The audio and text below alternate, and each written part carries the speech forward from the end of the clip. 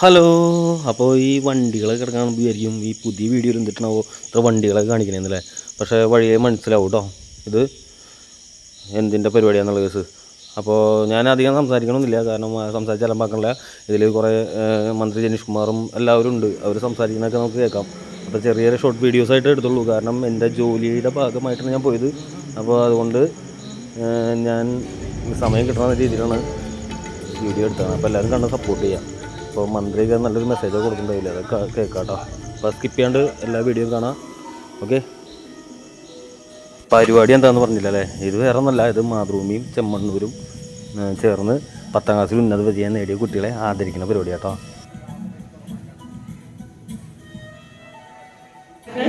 Mathrubhumi Thrissur regional manager Vinod P Narayanan, അതേപോലെ തന്നെ circulation manager Mathrubhumi PM Dhanish അവർകളും ഈ ഒരു പ്രോഗ്രാമിന് നല്ല സാന്നിധ്യമായിട്ട് ഈ പ്രോഗ്രാം തീരുന്നവരെ നമ്മുടെ കൂടെ ഫിഫയിൽ ആരെ ഏറ്റവും കൂടുതൽ ഇഷ്ടം?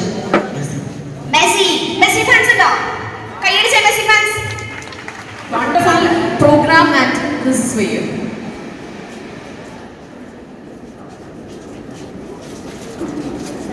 ഹായ് മച്ചാമാരെ,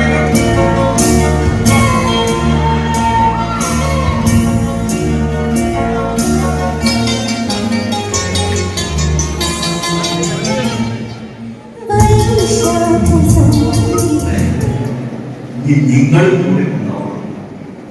അതെങ്ങനെ ഈ സമയം കിട്ടുകയും ചോദിച്ചത് ആദ്യം എഴുതുകയാണെങ്കിൽ ആദ്യം റിഹേഴ്സൽ. ഇലക്ട്രിക് എവിടെയെങ്കിലും ഒരു ഓപ്പറേഷൻ നടത്തണം, അവിടെ അത് റിഹേഴ്സൽ നടത്തണം. ശ്രീ ബോബി ചെമ്മണ്ണൂർ, ഞാൻ തൊട്ട് മുമ്പ് ശ്രീമതി KR ബിന്ദു, നമ്മുടെ ഫാദറുമായിട്ടുള്ള സംഭാഷണത്തിന്റെ തുടക്കം മുതലേ അവരിവിടെ ഉണ്ടായിരുന്നു. വളരെ ശ്രദ്ധാപൂർവം കേൾക്കുന്നു.